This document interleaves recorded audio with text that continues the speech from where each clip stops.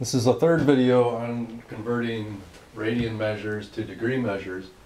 And in this video, I just want to think about other things that we can think about when we're dealing with these types of problems, right? So let's take a look at the first one, 5 pi over 4. We said that that gave us a rotation of 225 degrees. So here, if we know our circles well enough, then 5 pi over 4 is one of the special angles that we have on the circle, right? So here's our circle. We know that pi over 4 is a rotation of 45 degrees. So 2 pi over 4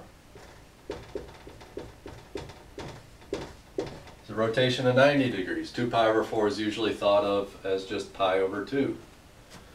If we look at 3 pi over 4, well, 90 plus 45, 135 degrees. 4 pi over 4, well, add 45 degrees to get 180. 4 pi over 4, of course, simplifies to just pi. And if I go one more pi over 4 to 5 pi over 4, 180 plus another 45 degrees is 225 degrees. So if we can think our way through the circle like this, then this is a conversion that we can perform without multiplying by 180 degrees over pi. We can just think our way through the circle, which works here because 5 pi over 4 is one of the special angles that we think about rather frequently. Okay. Negative 7 pi over 8 is not, so what can we do with this particular problem? Well, one thing we can do is we can kind of just think about, well, is our answer reasonable? We've performed our conversion.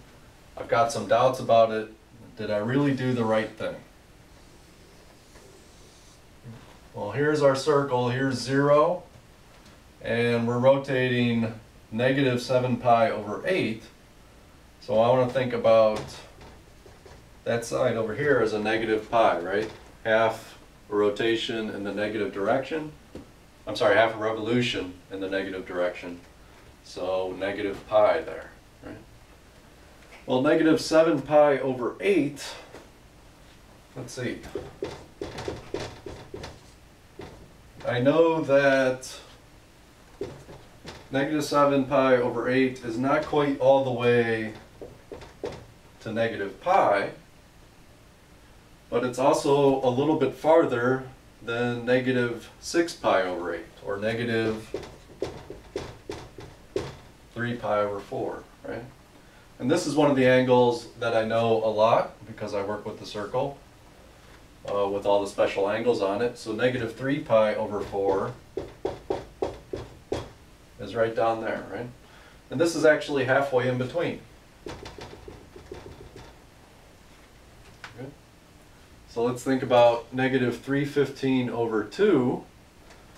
Well, let's see here. That would be roughly 100, or exactly, negative 157.5, right? Well, this guy here is negative 180. This guy there is negative 135. Well, 157.5, that happens to fall halfway in between negative 135 degrees and negative 180 degrees. So this answer is perfectly reasonable, right? What about this one? 2 radians, 360 over pi degrees.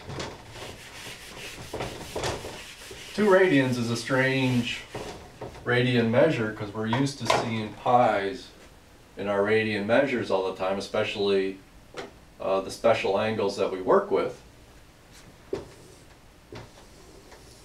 Well, let's just think about it. Right? There's 0.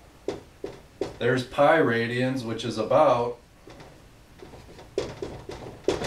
3.14. Okay. And here is pi over 2, which is about 3.14 over 2. So that's about 1.57 or so. Okay. So this is about 1.57 radians. This is about 3.14 radians. So 2 radians, well, that's got to be falling somewhere in between though. Okay. So what about 360 over pi degrees? Well, again, pi is a little bit more than 3. So 360 over pi has got to be a little bit less than 120, right? And 120 degrees falls in between 90 degrees and 180 degrees. So this result, as ugly looking as it is, is a reasonable one based on these approximations.